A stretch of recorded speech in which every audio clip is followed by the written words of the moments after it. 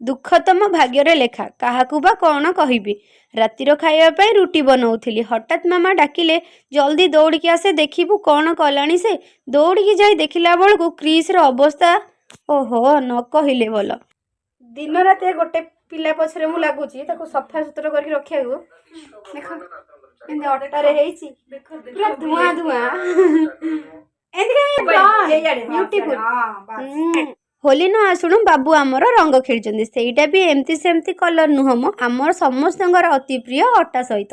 ଏତେ ଅଟା ଆଣିକି ଖେଳିଲା ପରେ ବି ତାର ମନ ବୁଝିଲାନି ବୋଲି ସିଏ ମାମାକୁ ବସିଥିବା ଅବସ୍ଥାରୁ ଉଠେଇ ଜିଦି କରିକି ପୁଣି ରୋଷେଇ ଘରକୁ ପ୍ରବେଶ କରିଗଲା ଅଟା ଆଣିବାକୁ। କାରଣ ବାବୁଙ୍କର ଜିଦି ଆଗରେ ଆମ ସମସ୍ତଙ୍କୁ ହାର ମାନିବାକୁ ପଡ଼ୁଛି। ଅଟା ଆଣି ସାରିଲା ପରେ ବାବୁ ପୁଣି ଥରେ ତାଙ୍କ କାମରେ ଲାଗି ପଡ଼ିଲେ। କ୍ରିସ୍ ବାବାଙ୍କ ପାଇଁ ସେଇଟା ହେଉଛି ଅଟା ନୁହଁ, ସେଇଟା ହେଉଛି ପାଉଡ଼ର। ପାଉଡ଼ର ଭାବିକି ଦେହ ମୁଣ୍ଡ ସବୁ ବୋଳି ହେଇଯାଉଛି, ଆଉ ଅଟା ଭାବିକି ପୁଣି ଖାଇଦେଉଛି। କ'ଣ କରିବି ଏ ଛୁଆକୁ, ଦିନ ରାତି ମୋତେ ଖାଲି କାମ ଲଗାଉଛି। ଦେହରେ ତ ବୋଳିଲା ବୋଳିଲା, ମୁଣ୍ଡରେ ବି ବୋଳିଲା। ଆଜି ସକାଳୁ ହିଁ ତାର ମୁଣ୍ଡ ସଫା କରିଥିଲି। କହିଲେ ଦେଖି ଏମିତିଆ ଛୁଆକୁ ମାଡ଼ ଦରକାର ନା ନାହିଁ। ଭିଡ଼ିଓ ଦେଖିକି ଯଦି ହସିଥିବେ ତାହେଲେ ଚ୍ୟାନେଲକୁ ସବସ୍କ୍ରାଇବ୍ କରିଦେବେ। ରହିଲି, ଜୟ ଜଗନ୍ନାଥ।